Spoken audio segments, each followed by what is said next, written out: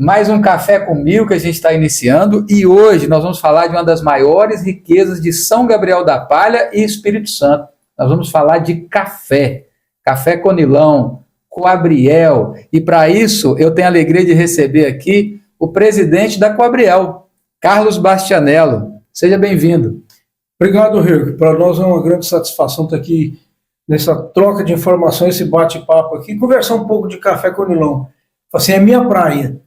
Então, acho que vai ser um papo bem agradável. Com certeza. E a sua praia, quantos anos, ô Carlinhos? Particularmente, eu pessoalmente estou com 62, quase 3, mas eu acho que eu nasci debaixo de um pé de café, sabe? Minha mãe falava que não, mas estou desconfiado que se eu não nasci, mas novinho, eu já estava debaixo do pé de café. Né? Eu conheço a sua história e realmente ela está totalmente conectado com o café. Aproveita e marque o sininho, siga a gente aqui no Café com Milk. E eu tenho certeza que você vai gostar muito dessa conversa.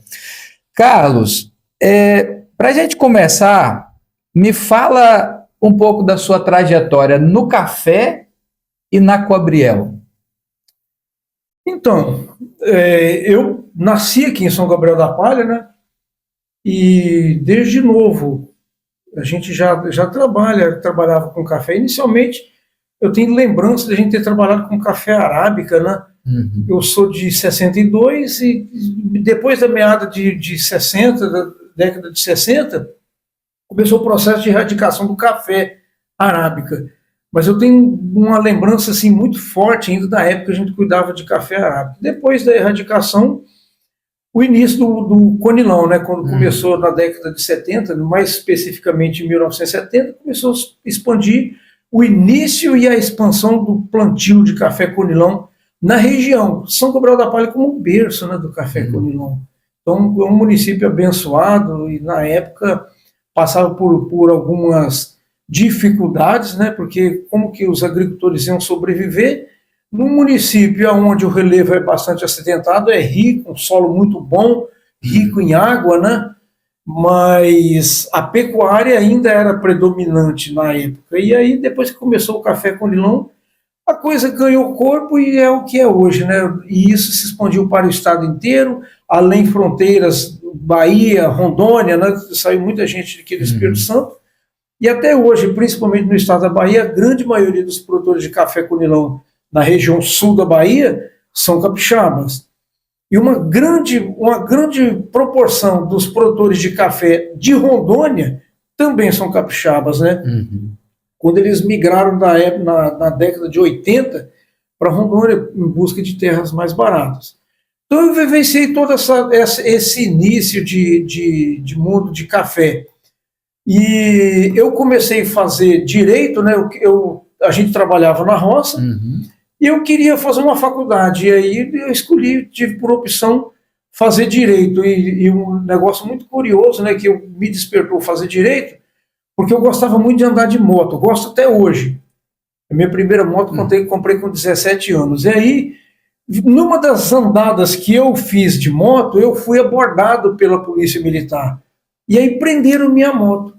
Eu fiquei sem ação, eu não sabia o que fazer, porque a moto era o meu único meio de transporte, então era ali que eu trabalhava, era ali que eu me divertia, usava para trabalho e para lazer. E aí eu fiz um compromisso, no dia que eu tive a moto apreendida, eu falei assim, eu vou ser advogado. E aí no ano seguinte eu já entrei num cursinho, na época era FADIC, né, para poder me orientar, de me reciclar. Eu já tinha algum tempo que eu tinha terminado o 2º grau, e aí eu precisava de conhecimento para passar no vestibular. Fiz um ano de cursinho, passei bem classificado, e aí eu comecei a estudar. Tive muita dificuldade. Quando comecei a faculdade, eu ia de moto para Colatina, que não tinha ônibus, e dinheiro a gente não tinha também, então, situação difícil. Quando eu estava no 2º ano de Direito, o Toninho, meu antecessor, ele foi lá na roça me convidar para ingressar na Coabriel como colaborador. E aí eu demorei um tempo, sabe? Eu hesitei gostava muito da roça. Por outro lado, eu estava fazendo um curso de Direito. Falei assim, o que eu vou fazer na roça? Vou fazer Direito, vou ficar na roça. Vou procurar alguma coisa para fazer na cidade. Tive o convite, e aí eu vim para a cidade. Dia 2 de janeiro de 1991, eu ingressei na Coabriel como funcionário. E aí eu vou contar para você que é uma particularidade que é até engraçado, né? Eu vim no meu primeiro dia de trabalho, na época, a Ângela Risse, ela era a superintendente da Coabriel. E no meu primeiro dia de trabalho, a Coabriel tinha um lote que a gente chamava lote da esquina, que recentemente trocou pela área de eventos da Coabriel, né? E aí ela me deu um martelo, 1 quilo de grampo e um pé de cabra, e pediu para eu ir lá consertar a cerca daquele lote. Mas beleza, passei a mão naquele material e fui para lá. E na ida eu fui pensando, caramba, se eu sair da roça para vir trabalhar na cidade, chego aqui na cidade e me dá serviço da roça. Assim, mas eu fui lá e executei a tarefa, voltei e falei assim, ó, tá feito, tá consertado, tá tudo ok. E aí eu comecei minha trajetória na Coabriel.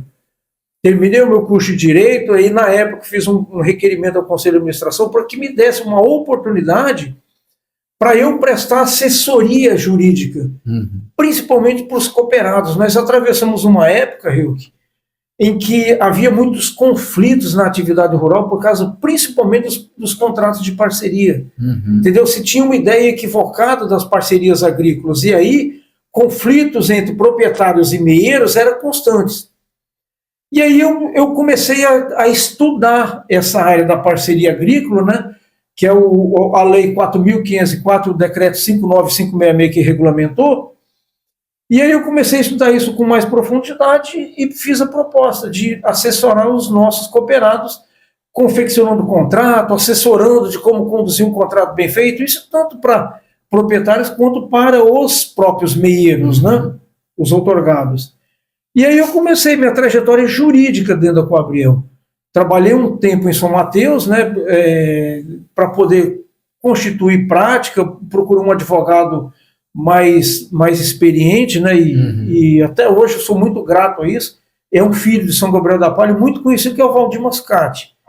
Esse cara me estendeu a mão lá e eu comecei a área jurídica da Coabriel.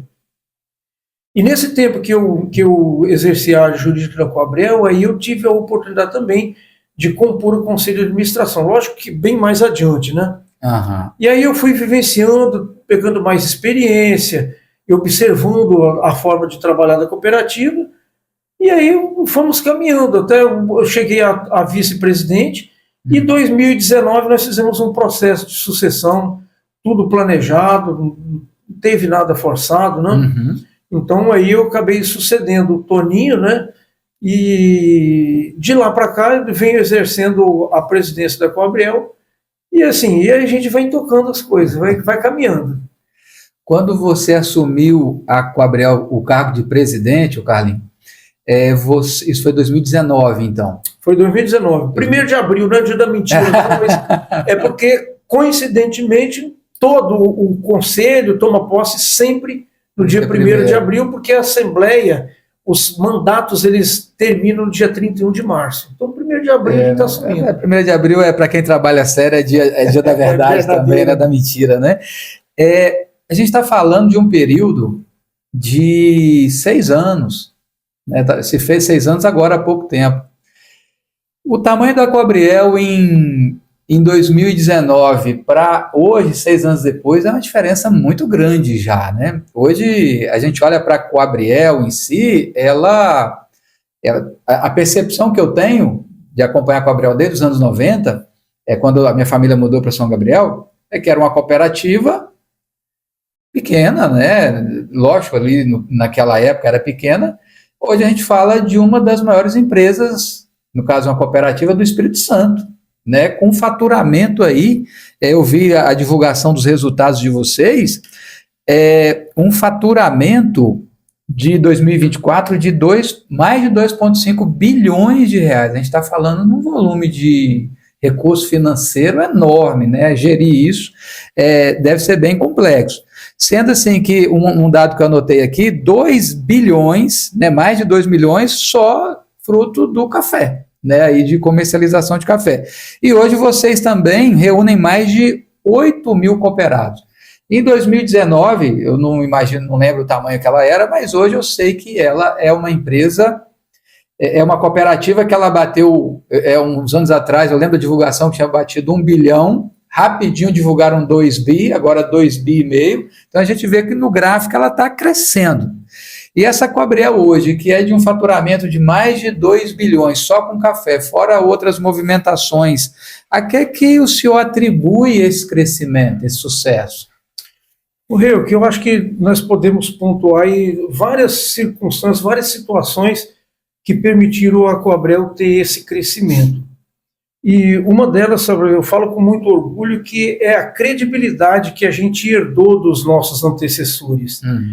Muito embora nós tivemos no passado pessoas fazendo gestão da cooperativa, que são pessoas com conhecimento comum, igual eu tenho, né? Eu não tenho um conhecimento de gestão, eu tenho uma direção, mas a fazer a gestão propriamente dito, assim, eu não tenho graduação, nada em administração de empresa, não tem nada disso. Então, antes, a forma da gente fazer a gestão da cooperativa era com pessoas assim que não tinham um conhecimento específico na área de gestão. Tinha uma noção de o que fazer e como fazer bem feito, né? Então, isso realmente, ela queira ou não queira, você acaba reduzindo, talvez, o seu crescimento poderia acontecer de uma forma mais rápida. Então, esse modelo de trabalho que tinha antes, ela era um trabalho, sempre foi, eu gosto de ressaltar isso, foi um trabalho muito sério, sabe? Um trabalho que foi executado por pessoas honestas e com vontade de fazer um trabalho para o bem da sociedade. Então, isso foi um dos pontos fundamentais que permitiram a gente crescer. Então, esse crescimento ele vem acontecendo assim, gradativamente, e ultimamente ele já vem crescendo de uma forma quase que fora do que a gente estava prevendo, né? Então, sim, esse é um dos pontos, a credibilidade que nós herdamos na cooperativa. O outro ponto que nós podemos dizer é você ter do seu lado pessoas que tenham um bom conhecimento de gestão e que queiram fazer isso. Eu acho que isso é muito importante. Que realmente o dinheiro é um negócio que a gente precisa, que é um negócio que nós necessitamos para a nossa sobrevivência. Mas ele não pode ser o ponto central do negócio. Então, eu acho que tem valores maiores e a gente foca muito isso dentro da filosofia do cooperativismo do que ganhar dinheiro. Então, a gente tem uma remuneração que é autorizada por assembleia, não é nada escondido, tudo aquilo. E eu sempre penso o seguinte, assim, a partir do momento que eu me habilito a trabalhar e tenho aquela remuneração, é aquela remuneração, não pode ser diferente. Então, isso é um dos pontos. E a gente percebe que os cooperados dão credibilidade e sabe que a gente desempenha um trabalho sério. Isso é muito importante. E ter ao nosso lado bons assessores. Eu acho que isso é fundamental, sabe? Porque se eu tenho vontade de fazer, eu faço um planejamento, mas eu tenho dificuldade de executar esse planejamento, é a mesma coisa de eu sonhar e não realizar o sonho. Então, eu acho que isso é muito importante. Então, a gente tem que fazer esse planejamento e ter ao nosso lado pessoas com capacidade e habilidade para poder promover essas execuções. Então, isso é importante. Então, a gente prevendo, sabe, esse crescimento, também a gente começou a trabalhar estruturas da cooperativa.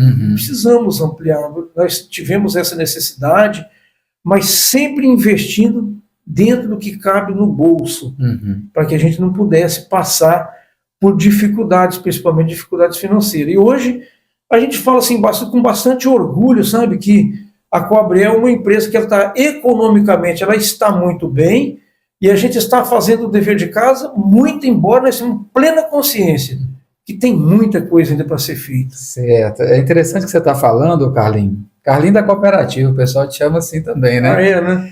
Carlinho da Coabriel. Essa é uma pergunta que eu tenho aqui, que você já falou um pouco dela, que é a cooperativa hoje ela é uma organização enorme, né? A título de faturamento, acho que de quantidade de colaboradores, 8.000 associados. E como que equilibra esse crescimento econômico, mas ao mesmo tempo valorizando aquele pequeno agricultor humilde que vem uma vez por semana, às vezes aqui na cidade fazer suas compras, vai ali na cooperativa ver quanto que está o preço do café, quer ver o painel que tem lá, que várias pessoas entram ali, né? Como que a cooperativa consegue equilibrar isso? Crescimento econômico mais um atendimento de valorização do pequeno agricultor. Bom, Rio, eu acho que isso é o que atrai, na verdade, o pequeno produtor. Uhum, O pequeno produtor, ele sempre foi o nosso foco. O médio e o grande produtor, eles são muito bem-vindos na cooperativa e eles são bem tratados igual nós tratamos o pequeno também. uhum, Só que o pequeno, ele precisa da cooperativa, por isso ele precisa ser valorizado. O grande também ele é valorizado dentro da cooperativa. Só que no momento que você, por qualquer motivo, deixa de ser competitivo, o grande produtor procura outro. O pequeno entendi. não, ele está sempre firme com você aí. É a mesma coisa de você pegar um recurso e você colocar numa única mão. Você pega R$ 1 milhão e coloca na mão de uma única pessoa, o seu risco é muito maior. Uhum, Se você pulveriza esse R$ 1 milhão em vários empréstimos de 10 mil, você pode até ter alguma perda, mas vai ser mínimo. Isso, a mesma forma, acontece dentro da cooperativa. Se eu trabalho com um volume maior de pequenos produtores, a minha segurança de manter a cooperativa de pé é uhum. muito maior do que se eu tiver uma grande cooperativa com um pequeno número de cooperados. Então, isso é um fato e isso é uma necessidade, tanto da cooperativa quanto do próprio pequeno Uhum. produtor. Tem um número que separa, tipo, até tantas sacas de café pequeno, daí para cima já é médio, depois é grande? Existe um Tem, balizador? tem sim. Nós temos, isso é uma criação interna da É. Coabriel. Nós consideramos, eu não sei nem se esse ano, que é um ano de safra boa, que a gente costuma dizer, se a gente poderia considerar esses números, mas historicamente nós consideramos o mini produtor aquele que entrega na cooperativa até 100 sacas de café. Uhum. O pequeno produtor, aquele que entrega até 500 sacas de café. O médio produtor, aquele que entrega até 1.000 sacas de café. E de 1.000 sacas acima, nós já consideramos grande produtor. Grande. Então, essa é uma criação interna que a gente utiliza e o nosso gráfico, toda vez que a gente presta contas em assembleia, a gente leva para lá Uhum. a quantidade de pequenos, de mini, de pequenos, médios e grandes produtores que nós temos e o volume de café recebido de cada um deles. É interessante saber esse número, né?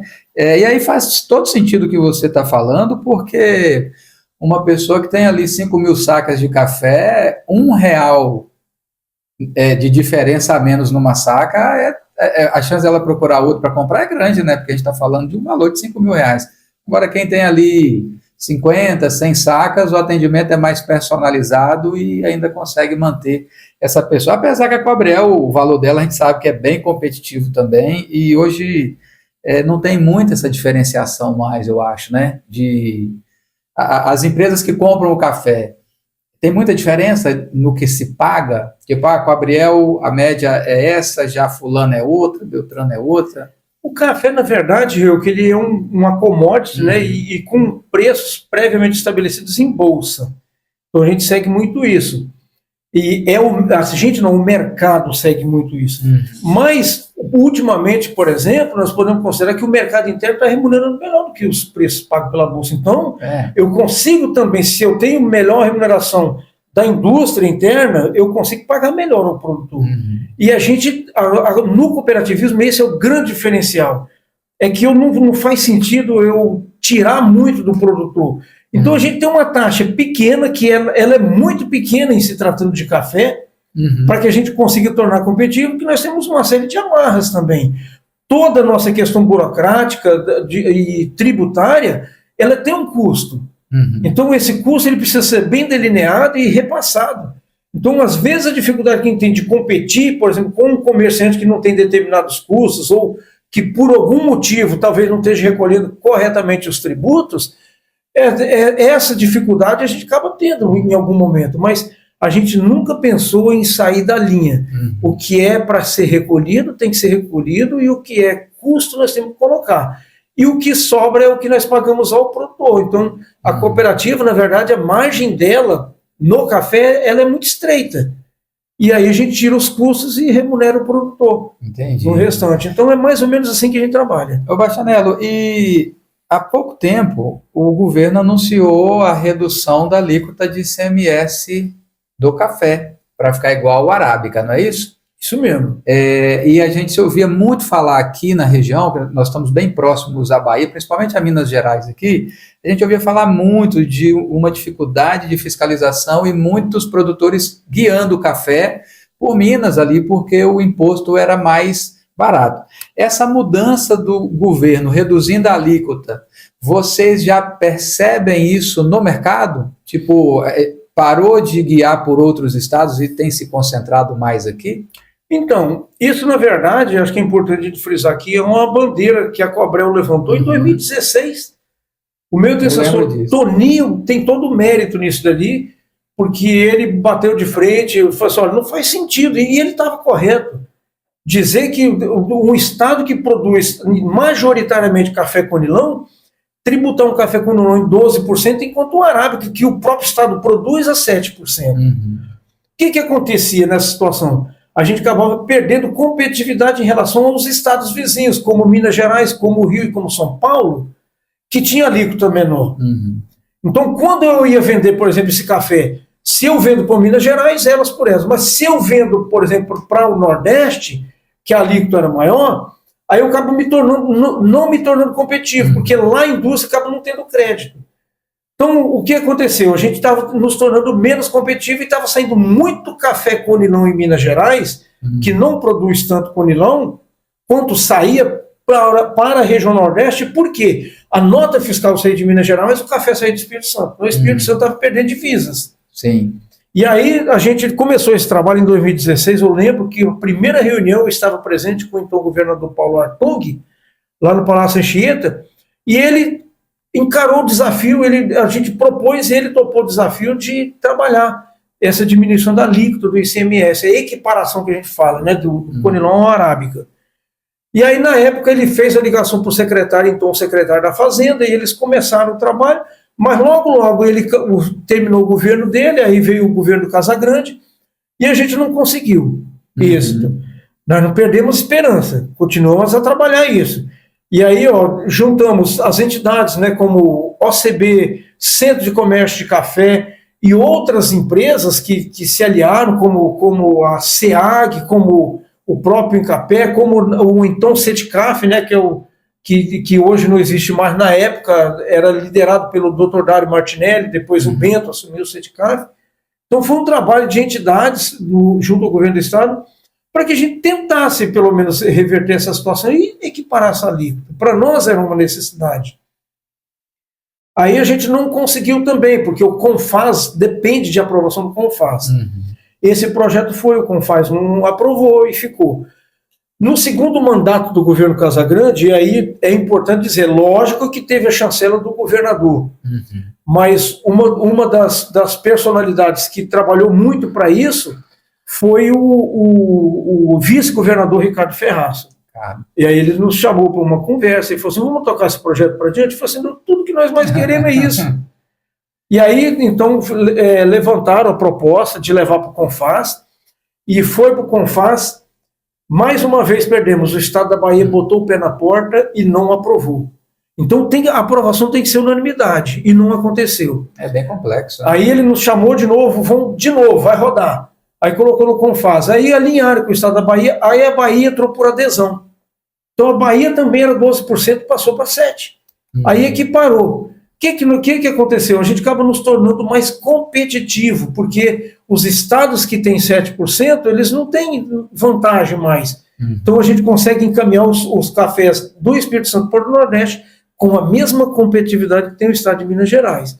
Então isso foi um marco, sabe, Hilke, para o café conilão, e uma conquista que eu digo que quem levantou essa bandeira foi o Toninho, e quando ele partiu, né, quando o Toninho veio, foi uma bandeira que nós prometemos que a gente não ia parar com isso, ia continuar, e graças a Deus deu certo, e é missão cumprida. E é lento, né, a política, essas burocracias que se colocam, né, tem um porquê disso também, mas para você... 2016 começou esse movimento, né? É muito lento e requer habilidade. Pois é, para 2024, foi ano passado, não é? Se eu não me engano. Isso aí, ano passado. Que aprovaram. Mas que bom que aprovou, e isso então já está impactando diretamente a competitividade entre os estados. Sim. Aí. E falando a cooperativa com a Gabriel, é do café conilon, né? Era esse aí que era sacrificado. Bom, vamos falar dessa colheita do café que está começando. A gente vê já mudando a cidade, a gente de Minas, Bahia, Goiás, eu vi aí pela cidade aí, tudo vindo em busca da colheita do café Conilon, que é esse período curto, mas que movimenta muito dinheiro para todo mundo, né? Quais são as expectativas dessa safra 2025? Vamos colocar que realmente a gente tem percebido que chegou muita gente, né, no município, principalmente os municípios produtores de café da região, todos, né, chegando muita gente, e é um momento que exige muita mão de obra. Mas as expectativas para a safra de 2025 são muito boas, né? Então a gente tem pontuado aí que esse ano nós temos, sim, requisitos aqui importantes que vão alavancar realmente o município e a região, principalmente essa região norte e noroeste do estado do Espírito Santo, que é grande produtor de café, que é uma safra muito boa, que a gente está esperando, e a gente está visualizando isso já nesse início de colheita, com a qualidade muito boa e com a remuneração muito boa, né? Então nós estamos passando um momento ímpar na cafeicultura do estado do Espírito Santo. E o que a gente está prevendo é que a gente realmente tem uma safra acima da média dos anos anteriores, inclusive de 2022, que foi uma safra muito boa. E me fala o seguinte, como que a Coabriel ela apoia o pequeno agricultor nesse período em dificuldade que ele enfrenta? Às vezes de uma mão de obra ou de logística, a Coabriel ela tem um plano especial para a safra? Nós temos um financiamento que a gente denomina custeio de safra. O produtor que entregou o café na cooperativa no ano anterior, ele adquire um crédito, ele não precisa ter nem um caroço de café na cooperativa. Ele adquire um crédito de 10% do café que ele entregou em dinheiro nesse período que antecede a safra, e a partir do dia 1º de março a gente já libera o recurso para que ele tenha dinheiro suficiente para pelo menos iniciar a safra dele. Então 10% para um produtor que trouxe o café, digamos que ele tenha 500 sacas de café, tem 50 sacas de café que ele vai tirar em dinheiro.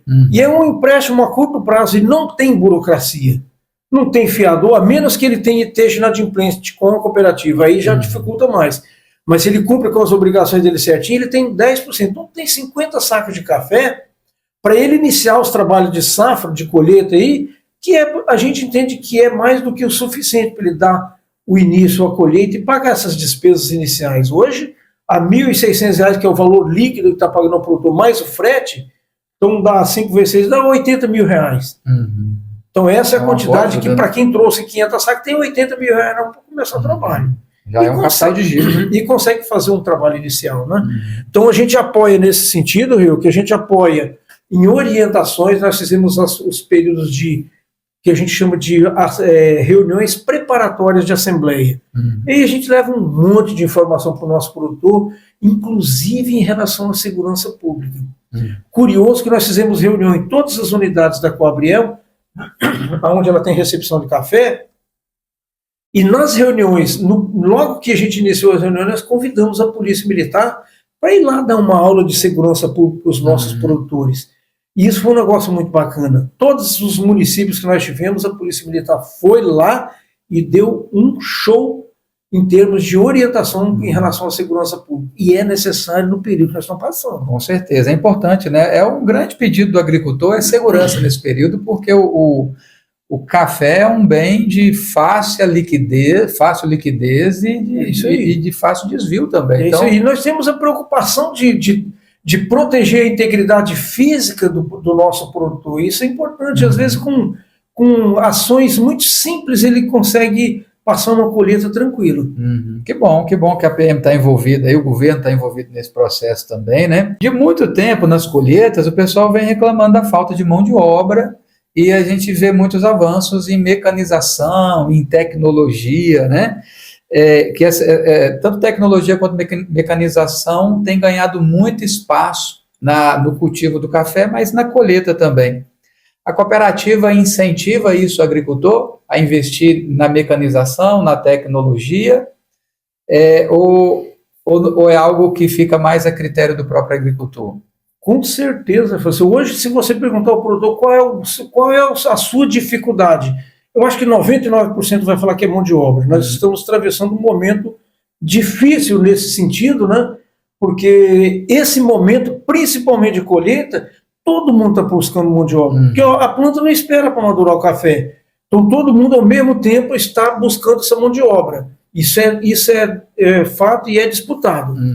E a tecnologia é a saída que existe para que a gente consiga diminuir essa mão de obra na nossa propriedade.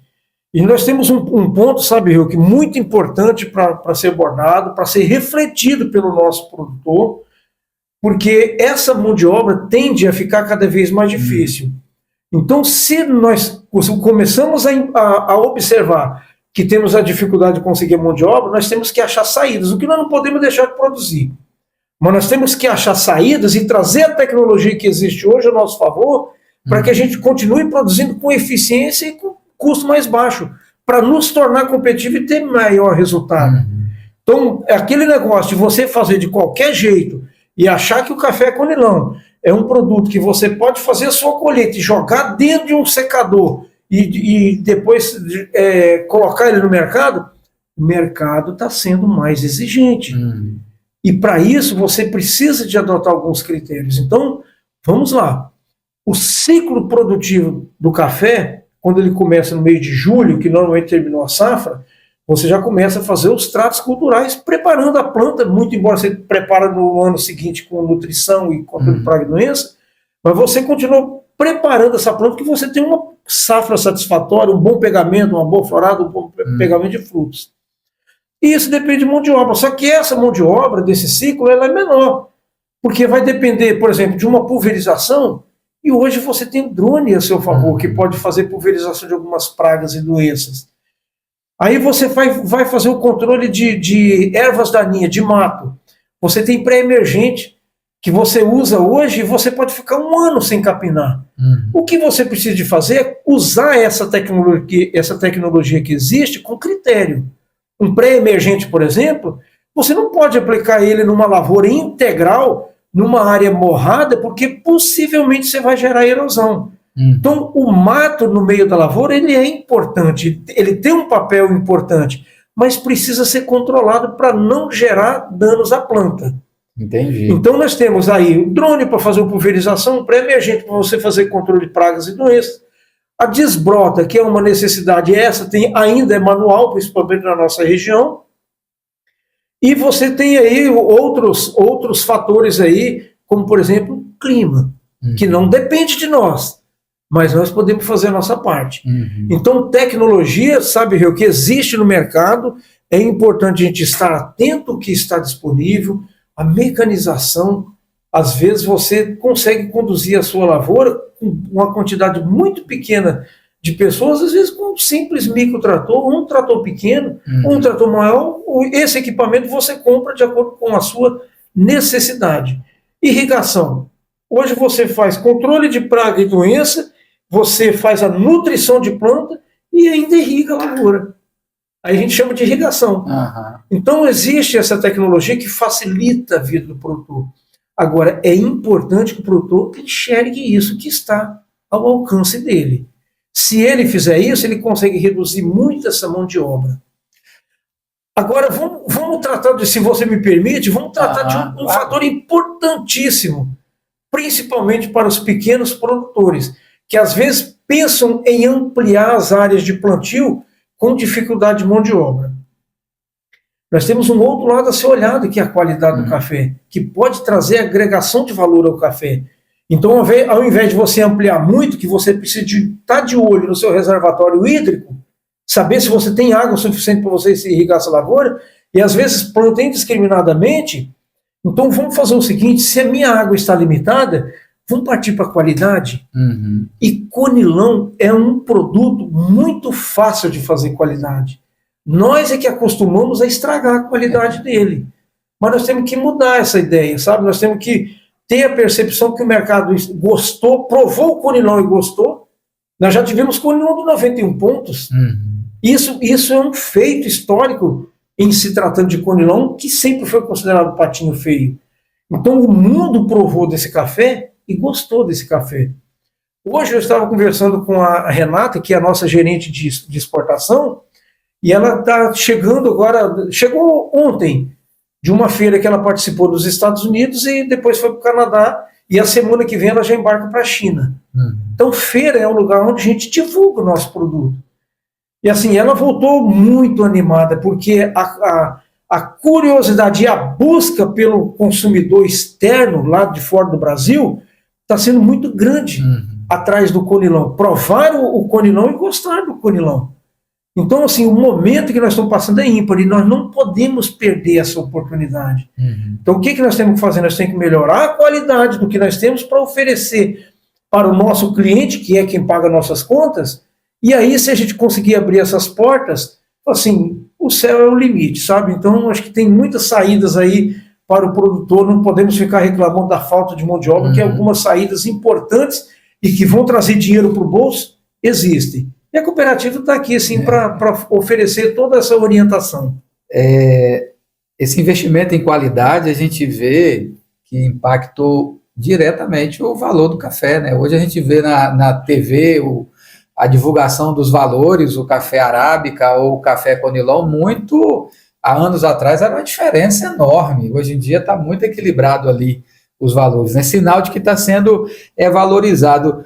Ô Bastianello, a pessoa que... Você falou de tecnologia, de melhoria no manejo do café. Se a gente separar no tempo, assim, um agricultor, 1 hectare de café, vamos pensar 5 hectares de café, na década de 80, para alguém cultivar e colher. Para hoje, se a pessoa investir em tecnologia, quantos funcionários ele precisava lá na década de 80 e esse mesmo trabalho ele faz com quantos hoje? O pequeno agricultor, não aquele que tem dinheiro para comprar aquela máquina colheitadeira lá, que aí já é incomparável, né? Mas a pessoa que vai investir, que já não depende só da peneira para apanhar o café, que usa a irrigação de forma inteligente para melhorar os nutrientes do café. Se a gente pensar na década de 80, que não tinha tanto disso, depois começou esses investimentos em tecnologia. Para agora, como é que era isso e hoje? Quantas pessoas diferentes, você imagina? Então, a gente costumava dizer, nessa década de 80, uma pessoa não conseguia tomar conta de 5.000 plantas. 5.000 plantas, o espaçamento na década de 80 estava em torno aí de espaçamento de 4 por 2, às vezes com 2 plantas, né? Então, na época era o que tinha de ponta, mas hoje completamente ultrapassado, né? Uma tecnologia completamente ultrapassada, e hoje a gente consegue aí imaginar, uma pessoa consegue conduzir tranquilamente 15.000 plantas. Se você fizer plantio, vamos dizer que é um plantio tradicional, a gente na verdade não está usando mais esse plantio praticamente, mas um plantio de 3 por 1, que vai caber 3.300 plantas por hectare, é em torno de 5 hectares. Então era impensável na época uma pessoa tomar conta de 5 hectares. E hoje toma, sabe, Rio? Por quê? Você faz o controle de mato na base do pulverizador. Você usa um pulverizador costal, você faz um mundo de capina, que a gente fala num dia. Aí você precisa de pulverizar a lavoura. Você não tem condição e quer fazer no tempo certo, você arruma um drone e faz. Então tem muita gente prestando serviço nesse sentido aí. E para você fazer desbrota, você às vezes contrata alguma pessoa só para aquele momento. Mas é um procedimento rápido e que resolveu a vida e você está conduzindo. Irrigação, ela trabalha sozinha. Nutrição de planta, adubação, a esmagadora maioria faz uma fertirrigação. Você gasta aí, se você tem uma irrigação dessa automatizada tradicional, com 3 horas de trabalho, você aduba 50.000 plantas. Isso era um negócio impensável. Então, hoje, viabilizou o negócio. Uma pessoa consegue conduzir. E nós estamos falando em reduzir mão de obra. Então, olha onde é que nós chegamos. É a tecnologia que nós precisamos usar ao nosso favor. Se ela evoluiu junto com tudo, ela vai cuidar de 15.000 pés, é bem diferente, né? Ela está rendendo 3 vezes mais ou precisando de 1/3 dos funcionários, aproximadamente, que precisava naquela época. Perguntei dos anos 80 porque eu imagino que deve ter gente que cultiva café não no espaçamento dos anos 80, mas com aqueles velhos hábitos até hoje, né? Insistindo na irrigação velha, insistindo ali em não ter um acompanhamento técnico. Deve ter desse tipo de agricultor por aí até hoje, né? Não dá para trabalhar não, Rio, que se você me der tempo, eu falo muito aqui, mas eu quero só fazer uma comparação. Você falou em década de 80, 85, dezembro de 85 e janeiro de 86, foi o período que o café Conilon atingiu o maior preço de todos os tempos. Na época se falava muito que se comprava uma saca de café, vendia uma saca de café por 2 salários mínimos.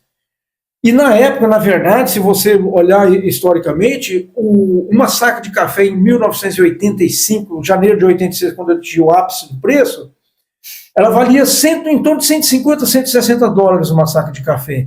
2025, nós atingimos 350 dólares uma saca de café.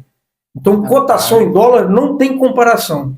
Mas só contextualizando o que você falou, em 85, um produtor que produzia bem, ele produzia no máximo 20 sacas de café por hectare. Hoje, esse ano de 2025, você conta nos dedos quem produz menos de 60 sacas por hectare. Então, o preço do café hoje, se você considerar isso aí, está muito melhor do que 85. Nossa Senhora, tá demais. Falando em preço, em relação ao mercado, a gente deve esperar queda, alta? Isso consegue ter previsibilidade? Ou a gente está vivendo um momento fruto ainda de uma guerra, de um canal que foi bloqueado, de um Vietnã? Em relação ao mercado, preço do café? Não, nós estamos vivendo um momento de escassez de café no mercado. Aquela questão de guerra, já, do meu ponto de vista, está superado. O que nós passamos algumas situações, sabe, o que é com relação à logística de exportação, isso é fato. Mas a tendência de preço do café é que ele se mantenha muito bom esse ano de 2025 até a safra de 2026, pelo menos por enquanto. O que nós temos, quando a gente faz a avaliação de estimativa de preço de mercado, nós temos que avaliar de forma global. Então, esse ano, o que está acontecendo? O Espírito Santo está com uma safra muito boa. Então, isso é fato. Rondônia não é tão boa quanto a do Espírito Santo. A Bahia também podemos considerar uma safra boa. Mas Minas e São Paulo, que são os grandes produtores de café, café arábica, não terão uma safra boa. Pelo 4º ano consecutivo, eles vêm tendo queda de produção. E isso muda tudo o rumo da história. Porque o arábica pode-se produzir 50 milhões de sacas no Brasil. Eles devem de produzir, a estimativa que produza em torno de 40 milhões de sacas de café. E 10 milhões de sacas de café faz toda a diferença no mercado global. Então, quando você faz essa avaliação, em 4ª safra consecutiva, isso geralmente gera um déficit. Então, o que a gente percebe é que o mundo está com um estoque de cafés muito baixo. Recentemente eu estive no Vietnã e pude observar, o Vietnã também teve queda de produção, né? Lá eles produzem o Robusta, que é uma variedade do canéforo, igual o Conilon é uma variedade do canéforo, como o Robusta também é. Só que no Espírito Santo produz Conilon, o Vietnã e Rondônia produz o Robusta. Então, eles tiveram uma queda de produção de café também no Vietnã. Só que o Vietnã começou a colher o café em novembro e em fevereiro já não tinha mais café, já colheu tudo. E hoje o Vietnã tem acima de 70% do café já vendido. Então, esse café não existe mais. Quando você olha para o cenário interno, apenas o Espírito Santo é que está, como a gente diz, nadando de braçada em produção. E a Bahia. Mas isso não significa que isso vai alimentar o mundo. A gente vai colher mais café, mas não é suficiente ainda. Então, a nossa interpretação, sabe, Hilke, não é dizer para o produtor, assim, venda ou não venda esse café. Isso é uma decisão que é ele que tem que tomar. Mas alguns pontos que é importante a gente colocar para ele entender um pouco melhor como funciona isso, é que realmente a tendência é de deficiência de café até a safra de 2026. Então, o que a gente recomenda ao produtor, principalmente, ficar de olho na florada e no pegamento do arábica. Então, agora no período de pós-safra, a gente precisa de ter essas informações. Se o arábica da região de Minas e de São Paulo tiver uma florada muito boa e tiver um pegamento muito bom, assim, é possível que o mercado dê uma esfriada. Mas é importante dizer que até lá, o que temos hoje é que para até a safra de 2026, realmente nós vamos ter uma quantidade de café que possivelmente não atenda todo o mercado global. Quem plantar café hoje, 2025, ainda vai aproveitar uma lucratividade no café? O que ele precisa de fazer é ter uma visão empreendedora. Ele precisa plantar e cuidar com profissionalismo. Ele não vai perder dinheiro. Mesmo no pior cenário, ele vai continuar ganhando dinheiro. Agora, quem está trabalhando hoje está tendo uma margem muito boa. O momento que o produtor está vivenciando é um momento dele fazer reservas, dele não fazer bobagem, fazer investimentos estruturais importantes na propriedade, que vai permitir a ele atravessar períodos de crise que poderão vir. Como crise hídrica que não está ao nosso alcance, nós temos a informação que por volta de 2030, 2032, nós poderemos ter uma nova crise hídrica na nossa região. Então nós temos ainda um tempo para ser trabalhado, mas que precisa ser trabalhado. E para você fazer reformas importantes na propriedade, você depende de dinheiro. E se o café está remunerando agora, agora é a hora. Então o que eu digo para você é o seguinte: quem está plantando café hoje, desde que plante café e trabalhe com profissionalismo, tenha uma visão empreendedora, não vai perder dinheiro. O mundo está aumentando o consumo de café, a China está começando a beber café e está bebendo já bastante café. Isso é muito bom, porque se cada chinês tomasse uma xícara de café por dia, rapaz, você pode plantar café tudo quanto é beira que você vê de mato, de área vaga aí, porque vai faltar café. Tem muito chinês. Então é isso que eu digo para você. Se fizer bem feito, ele pode fazer com tranquilidade, que mesmo no pior cenário ele não vai perder dinheiro. Eu costumo dizer, sabe, eu gosto de falar muito, você já percebeu. Que bom.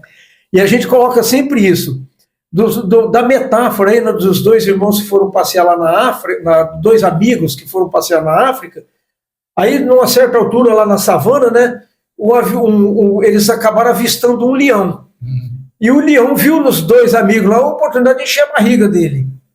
Aí um dos amigos, quando viu o leão que partiu para cima, ele baixou e começou a calçar o tênis. E o outro amigo dele falou assim: rapaz, você acha que calçando esse tênis você vai correr mais do que o leão? Aí o cara falou assim: eu só preciso correr mais do que você. Então é essa metáfora que a gente tem passado para os nossos produtores. Muito bom. Da necessidade de fazer o bem feito. Assim, se o seu vizinho não fizer, você pode até ser a comida do leão, mas o seu vizinho vai ser primeiro. Então esse é o ponto que a gente precisa de chegar. Isso você ganha tempo, né? Exatamente, você ganha tempo, você consegue mudar uma situação, você consegue mudar uma realidade. E continua trabalhando, continua ganhando dinheiro e vai tocando sua vida. É por aí. Muito bom, Bastiano, muito bom. Eu vi um anúncio que vai ter novamente o concurso Conilon de Excelência. É um concurso que acontece já há alguns anos aqui, desenvolvido pela Coabriel. E esse ano a gente vai ter mais uma edição. Quais são as expectativas para esse concurso? Muito boas, viu? Que esse ano de 2025, a nossa expectativa é que, além de uma boa safra, a gente também tenha uma qualidade muito boa do café. Tudo está levando a crer que isso vai acontecer, e pelos cafés que têm chegado, a gente tem observado isso daí. Mas o concurso da Coabriel vai acontecer esse ano. O ano passado não aconteceu, o Conselho de Administração havia suspendido, passamos um ano assim, de qualidade muito ruim do café, né, em decorrência dos problemas climáticos que nós tivemos, mas os pedidos para que a gente retornasse foram muitos. Então a gente tinha definido, através do Conselho de Administração, que os concursos de qualidade seriam de 2 em 2 anos. Diante dos pedidos, nós precisamos voltar atrás na decisão e acabamos deliberando que agora ele vai ser anualmente. Vai acontecer, a premiação deve acontecer em outubro agora.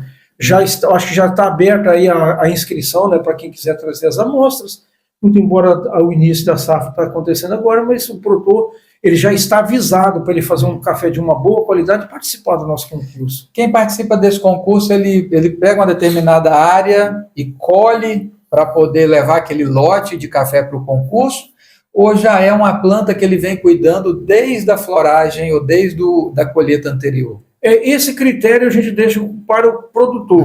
É ele que vai definir se ele quer fazer uma seleção de clones ou se ele quer colocar um clone específico. O que o concurso exige é que ele tenha, são microlotes, né? Na verdade, é o mínimo de 3 sacas de café, ele pode participar do concurso. Então, existe um café, esse café ele precisa ser padronizado, e aí ele vai ser provado. Se passou no teste, aí vem a classificação. Eu imagino que um concurso de café, ele acaba estimulando a cultura do café como um todo, né? Não só quem participa do concurso, Mas quem não participa, vê aquela premiação, vê o café do seu vizinho ali também sendo mais valorizado, isso acaba estimulando todo mundo a caprichar mais? O propósito é esse, Rio, que o concurso da qualidade não é nem a gente estabelecer uma competição. Eu acho que todo produtor precisa de ser valorizado pelo que ele faz, mas é importante que a gente transmita para ele um recado que a qualidade hoje para o Conilon é uma necessidade. É aquilo que eu havia falado antes, se a gente deixar esse momento passar, a gente pode demorar a ter um momento novamente, para que a gente possa realmente nadar de braçada. Então, essa qualidade do Conilon, para o mercado, é uma necessidade. E tem uma outra coisa, o produtor, quando ele deixa de fazer a qualidade, ele tem perdas que muitas vezes ele não vê. E pelo fato dele não ver, ele não acredita que tem. Mas é só fazer experiência, e cientificamente está comprovado. Por exemplo, uma secagem de café a fogo direto, a 200, 250 graus, cientificamente está comprovado que ele tem perda em massa de pelo menos 5%. Olha em termos de valor hoje, o que é 5% de perda de café. Então, se você faz um secador que dá 40 sacas, você tem 2 sacas de café que você evaporou. Você perdeu a massa desse café, foi para o ar, foi para o espaço. Dá R$ 3.200 no preço de hoje. Isso paga o seu custo de secagem. E além disso, quando você faz a qualidade, seca um café a fogo direto, numa estufa, ou até mesmo num terreiro de cimento limpo, você consegue fazer uma qualidade alta. E hoje, a Coabriel remunera o cooperado que pontua 80 acima, no mínimo em 2%. 2% dá R$ 32 hoje. Então faz a conta, você perdeu R$ 3.200 na massa que você colocou a 200, 250 graus, mais R$ 30 aí, dá 4 vezes 3, 12, vamos colocar R$ 1.200 e poucos para você, que você ganharia na qualidade. Isso é o mínimo. É o mínimo, mas dependendo da situação, o mercado remunera R$ 50 ou mais por saco, mas vamos colocar o mínimo. Então você vai para 3.200, 4, quase R$ 5.000 de perdas em uma única secada de café. Rapaz. Então esses pontos, sabe, Rio, é que a gente precisa transmitir ao produtor e que ele entenda essa necessidade. Porque nós precisamos ver detalhes, e aonde que você quebra é nas pequenas coisas, não nas grandes. Nas grandes você visualiza fácil, as pequenas você deixa passar e às vezes te quebra. Pedra grande você desvia, já vê de longe desvia, né? As pequenas faz escorregar, né? É isso aí. Faz cair. E é perceptível um aumento significativo de um café de mais qualidade? Ou as pessoas, no geral, elas estão naquele café mais... É o 7-8, né? Não é isso? É o padrão. O padrão. Para nós, o padrão é 7. Mas o mercado aí fala em 7-8. E aí, esses cafés mais qualificados, eles têm aumentado dentro da cooperativa, ou é um grupo específico de agricultor que gosta disso, mas na grande maioria as pessoas estão ali produzindo de qualquer jeito e entregando um café de baixa qualidade? Não, a boa notícia é que os produtores estão entendendo esse recado. Nós temos muitos cooperados interessados em fazer essa qualidade. Que bom. E às vezes o que a gente pede, Rio, que é exatamente o que você falou, não é o café especial. Se ele vem especial, melhor ainda, e o produtor acaba tendo valor agregado. Mas é uma melhoria na qualidade de um padrão, um café tipo 7, uma bebida limpa, é um café que o mercado aceita bem esse café. Então essa tendência é que o produtor realmente faça uma boa pós-colheita e uma boa secagem do café, porque ele atinge essa qualidade. Isso vai mudar tudo o nosso mercado de Conilon. Daqui a pouco nós estamos mais ou menos igual ao Arábica, nós estamos trilhando agora um caminho que o Arábica trilhou há 30 anos atrás. Nós estamos ainda no início de operação. Que bacana. Eu lembrei aqui, quando você estava falando, que esses dias eu vi uma matéria que inventaram uma bebida sabor café. É o café fake. É o café fake, né? Como se bateu lá na Coabriel? Eu vejo que isso não vai adiante, entendeu? É uma coisa que criada de momento e mais uma questão de marketing. Às vezes o consumidor vai lá e ele compra um café fake lá, ele está tomando um café, tem aroma de café, tem gosto de café, mas falta o quê? Cafeína, falta energia. O café transmite isso, é importante. Você já ouviu falar, tem gente que se deixa de tomar café, às vezes tem até uma dor de cabeça, né? Mas, eu gosto muito de café. Então, eu também gosto, eu só não posso tomar demais. Né? O Conilon, não sei se você sabe, o Conilon ele tem um percentual de cafeína bem superior ao arábica, às vezes até o dobro. E tem clones que tem até o triplo de cafeína. Então isso é muito importante. Quando tem cafeína, tem o quê? Tem energia. E cientificamente, a cafeína ela faz bem para a saúde. Ela estimula uma série de órgãos no nosso organismo, principalmente o cérebro, Sim. e que traz grandes benefícios. Isso está cientificamente comprovado. Café fake não tem isso. Não tem nada disso, né? Café eu gosto demais, a gente toma, trabalha com treinamento, a gente vai tomando ali para dar uma energia, às vezes toma café e bota mais cafeína ainda dentro do café e por aí vai. Um outro assunto que eu separei aqui, Bastianello, São Gabriel espera esse evento todo ano, já faz parte do calendário de eventos da cidade, já faz parte do calendário de eventos do Espírito Santo, do agronegócio brasileiro, na verdade, né? Que é a Feira de Agronegócio da Coabriel. Eu peguei alguns números também, ano passado, 21 mil visitantes, algo em torno aí de 690 milhões de reais de negócio. Quando a gente fala de cooperativa, tudo é milhão, né, bilhão, é muito volumoso. E cada ano que passa, ela fica mais convidativa, mais bonita.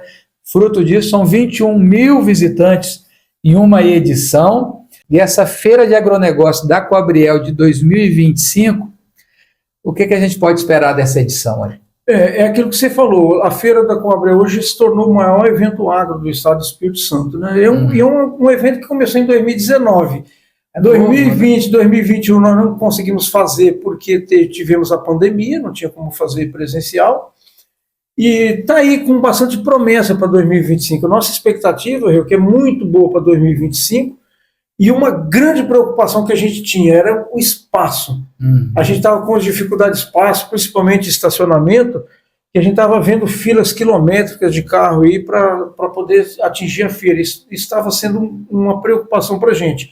Graças a Deus a gente adquiriu uma área recentemente aí do lado do Armazém da Coabriel, e essa área está até limpa, né? Foi cedida ao município para poder usarem agora no período festivo aí da cidade, né? Eles vão até usar essa área de estacionamento também, que foi feita limpeza, mas a gente vai preparar um espaço muito bacana para isso, para essa finalidade, que é o espaço feira. Então, a feira esse ano ela promete realmente, e a nossa expectativa é muito boa, a gente acredita que nós devemos superar R$1 bilhão em faturamento, em movimentação na feira, né? Então, assim, é um evento que deve ser bastante interessante, bastante atrativo. E cada ano que passa, a nossa feira está crescendo mais. E é curioso que as pessoas querem fazer, só que a gente para que faça um bom evento, a gente primeiro precisa ter organização.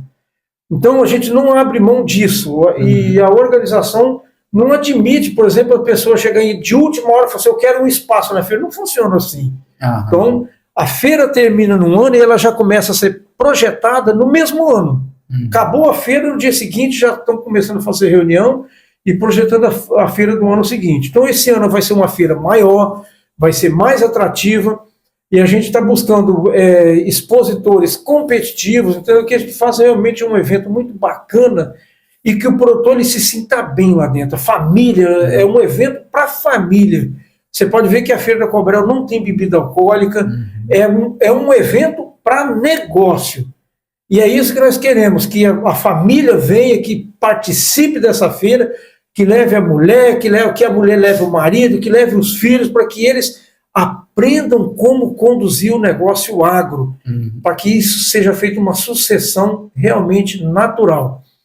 Então, esse ano a gente está com uma feira maior, a expectativa é muito boa, vão ter um local para estacionamento, né, exclusivo para estacionamento, então possivelmente vai melhorar e ano a ano a gente vai crescendo. Já começa agora a preocupação de que aquele espaço que a gente tem lá específico para a feira, chega num momento bem próximo aí que já não vai comportar mais. Essa é uma tendência. Mas, por enquanto cabe, nós estamos trabalhando lá. E só para o pessoal ter uma noção, assim, a feira, vocês estão preocupados que daqui a pouco ela não vai caber mais em um espaço que hoje é de quantos mil metros quadrados?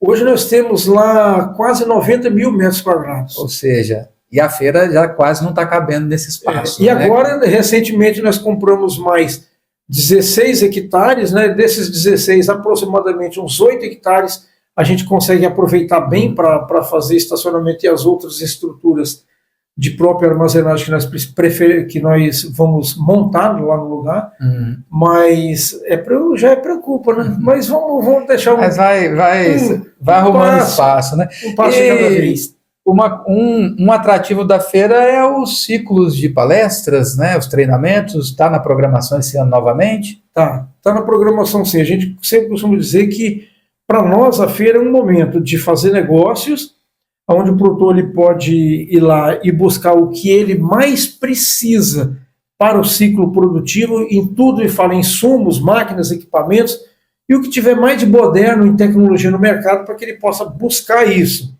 Mas também é um momento de conhecimento. Então, acho que conhecimento é uma necessidade, nós seres humanos somos movidos a conhecimento, e na medida que a gente passa conhecimento para os produtores, eles conseguem fazer um trabalho mais assertivo, entendeu? Fazer um planejamento e ter maiores resultados. O foco do negócio sempre é resultado, né?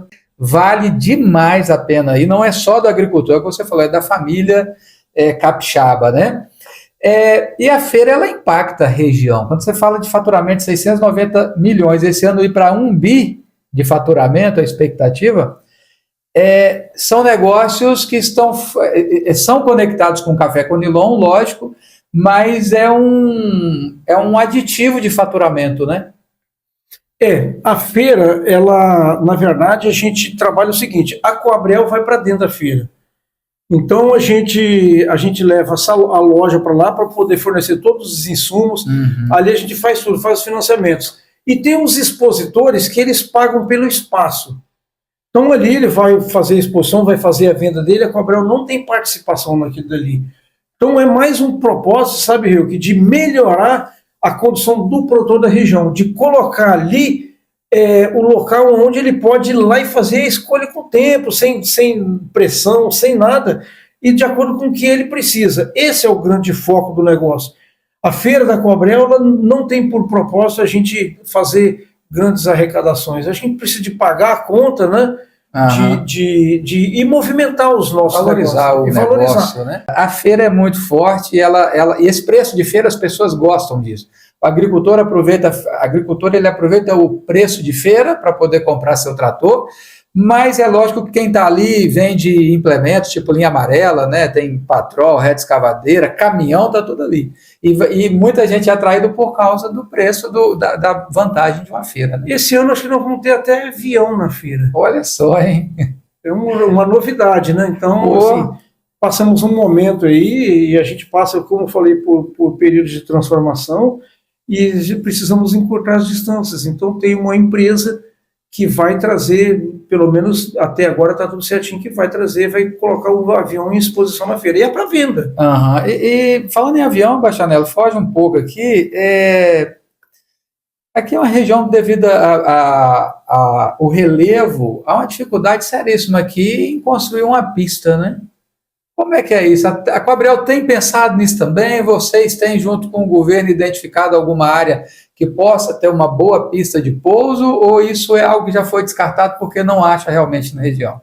Tem sim, Rio, que eu tenho buscado e tenho colocado um foco constante nisso daí, da necessidade de a gente ter uma pista de pouso aqui em São Gabriel da Palha. A gente recebe muitos empresários e esses empresários, normalmente esses caras têm aviões particulares, né? E é o que eu estava falando em curta distância. Quando ele vem para São Gabriel, aí você tem que orientar, ou você pousa em Colatina, ou pousa em Linhares, ou pousa em Nova Venécia. Nova Venécia está com alguns problemas, por exemplo, de aeronave, jatos, por exemplo, de não pousa. E precisam fazer uma reforma. Inclusive, essa semana que passou, nós tivemos em Nova Venécia com o prefeito, foi uma das reivindicações que eu fiz a ele. Eu disse, prefeito, investe nessa pista, vocês têm uma pista de 1.200 metros, amplie isso para 1.500, asfalta isso direitinho, cerca essa pista para não ter risco de animais, essas coisas assim, porque os empresários precisam de logística para poder trabalhar. Então, é uma necessidade. Mas nós vamos fazer, que aqui em São Gabriel é uma reivindicação e é uma bandeira que eu carrego, sabe? Eu já estou de olho em alguns pontos em São Gabriel que é possível fazer uma pista de pelo menos 1.200 metros. Tem um terreno de vocês que tem uma pista. Tem, na propriedade aqui em São Gabriel tem uma pista, mas é uma pista pequena. Essa pista ela só comporta um aviãozinho de 2, de 4 lugares. Então é uma pista de 500 metros, muito boa de aproximação, né? Mas ela é pequena, né, para esse tipo de aeronave. Você pilota de vez em quando? Não, eu não piloto, não. Eu venho passando aqui de vez em quando e achava que era você. O meu irmão pilota, mas eu não piloto, mas ele tem um aviãozinho experimental, né? Então eu às vezes ando, mas tem muito tempo que eu já não ando de aviãozinho mais, nesses aviões aí. Mas é um negócio interessante para você encurtar a distância, sabe? E é isso, é para o jatinho particular, né? Para aquele empresário que quer vir resolver alguma coisa e ir embora. Quando é o helicóptero, querendo ou não, é uma baldeação, né? Desce numa pista um pouco mais longe, aí pega uma aeronave ali, ou pega uma carona com alguém, né? Para poder acabar vindo. Nós até fizemos um heliponto aqui, do lado do armazém. Eu vi uma filmagem lá. Quer dizer, nós fizemos, na verdade, foi uma escavação lá, colocamos uma escavadeira hidráulica, fizemos aqui, deu pano para manga, rapaz. Que recebemos algumas críticas, mas sabe, é uma necessidade, Hilke, porque principalmente período de eventos aqui em São Gabriel, se não tem lugar de pousar um helicóptero, às vezes pousa em algum determinado lugar, mas fica ruim. Período de feira tem inúmeros expositores que têm aeronaves, né, helicópteros e helicópteros grandes. O cara vai pousar onde? Aí se você não tiver um local de receber, às vezes o cara nem vem. E são personalidades importantes para fazer negócios, né? Então isso é uma necessidade, né? A gente tá melhorando lá, assim, hoje o que tem ali dá para pousar umas 4 aeronaves. Se pousa num campo, atrapalha o futebol da turma final de semana. É, né? Desse então, jeito. Mas eu vi lá, o Du fez um vídeo pousando lá, testando alguma coisa, é legal, é por aí mesmo. Resolvendo uma parte de helicóptero, mas a região tem empresários de outros ramos que comentam muito isso também. Só que liderar e acampar uma ideia e uma iniciativa de identificar um local e fazer uma pista é um desafio de tempo, de finanças, e com certeza a cooperativa é uma das que tem estrutura para comportar a idealização disso, né? Isso normalmente, quando se trata de São Gabriel da Palha, certamente isso vai abranger mais de um proprietário. Então isso depende, primeiro, de uma negociação, para ver se a gente consegue a cessão do espaço, se a gente consegue comprar esse espaço. Tem toda essa dinâmica. Mas os órgãos públicos aí, algumas vezes já, o presidente da Assembleia Legislativa já se disponibilizou a fazer buscas na região se tem um local de pista, o que a gente gostaria que tivesse uma pista próxima daqui. Não dá para ser mais tem alguns pontos que a gente tem olhado, tem observado, mas no momento certo ela vai acontecer. Acho que é uma questão de conversar, é uma questão... Porque onde você faz uma pista de pouso, viu, que você valoriza o imóvel, né, do proprietário, e não é uma área excessivamente grande. Na verdade, para pousar aviões aí, até mesmo, já precisamos de uma pista aí de 30 metros de largura. Então, aproximadamente. O ideal seria 1.500 aí. Aí, se a gente conseguisse asfaltar, você pousa já. Se tem gente já pensando e buscando isso, acontece. Vai acontecer no seu tempo certo. O jovem que deseja construir, entrar na Coabriel para trabalhar, desenvolver uma carreira ali, por onde ele começa? Hoje, por incrível que pareça, né, hoje cedo eu participei da reunião de boas-vindas, a gente costuma fazer isso, né, o nosso RH organiza os colaboradores que mensalmente ingressam na cooperativa. Então a gente faz uma reunião de boas-vindas e eu falei para eles que se eles têm intenção de crescer dentro da cooperativa, assim, trabalhe com o mesmo entusiasmo, trabalhe todos os dias com o mesmo entusiasmo do primeiro dia. Assim, você vai conseguir crescer dentro da Coabriel, tem campo para isso. O que nós precisamos é de pessoas que tenham realmente vontade de trabalhar e que aceitam fazer desse trabalho alguma coisa de bom. Entendeu? O trabalho não pode ser um negócio só de ganhar dinheiro, tem que ser um negócio prazeroso. Que aula, Bastianello, que bacana. Uma última pergunta para o Carlos Bastianello. O que significa Coabriel? O que a Coabriel representa para o ser humano Carlos Bastianello? Rapaz, eu posso dizer para você que Coabriel, para mim, é um projeto de vida, né? Eu tenho raízes aí dentro da cooperativa. Então, o meu pai foi um sócio fundador, meu pai foi presidente, e o meu pai faleceu em 82, quando eu tinha 19 anos. Então, dali para cá, assim, a gente tem esse carinho pela cooperativa. E eu não estou na cooperativa por dinheiro. É aquilo que a gente falou aqui. A gente tem um projeto de vida que é contribuir para a melhoria das pessoas que estão filiadas na cooperativa. Então, eu vejo a Coabrel hoje como uma forma de eu poder ajudar as pessoas que estão no negócio de café, e logo, logo a gente vai estar na pimenta, logo, logo a gente vai estar no cacau, tudo está caminhando, tudo no seu tempo, mas vai fluir. Então, essas pessoas que precisam da cooperativa, assim, o que eu puder fazer, eu faço o possível e impossível para contribuir. O que eu não posso é colocar uma instituição em risco. Assim, é isso a gente não vai fazer. Então, é trabalhar com muita responsabilidade, sempre ouvindo as necessidades do produtor e sempre buscando melhorias. Acho que é o caminho, assim, e a Coabrel, para mim, tem sido, assim, também, eu posso dizer que eu tenho uma gratidão muito grande, porque eu comecei a minha vida profissional dentro da Coabrel, tive oportunidades e encampei essas oportunidades, né, até chegar ao cargo de presidente. Daqui por diante, é trabalhar o que eu puder trabalhar para fazer o bem para as pessoas, e depois disso, assim, vencer o meu tempo, assim, agora é hora de passar o bastão adiante, e o que a gente espera é que realmente pessoas que venham nos suceder tenham esse mesmo afinco, essa mesma vontade de contribuir com o crescimento das pessoas. Bacana, Bastianello. Mas tem muita lenha para queimar ainda, tem muito trabalho pela frente. Gente, que aula, hein? Que aula sobre café, sobre cooperativismo, sobre empreendedorismo, sobre o futuro do agronegócio. Carlos Bastianello, presidente da Coabrel, obrigado por compartilhar sua experiência com a gente. Fiquei muito feliz em te ouvir, porque quando eu sento aqui eu vou aprender com quem está batendo papo comigo. Tirei grandes aprendizados aqui hoje. E se você gostou, tem alguém que é do agro, mexe com café, compartilhe o nosso conteúdo e siga a gente para receber os nossos próximos episódios. Até mais. Obrigado, Carlinhos. Eu que agradeço.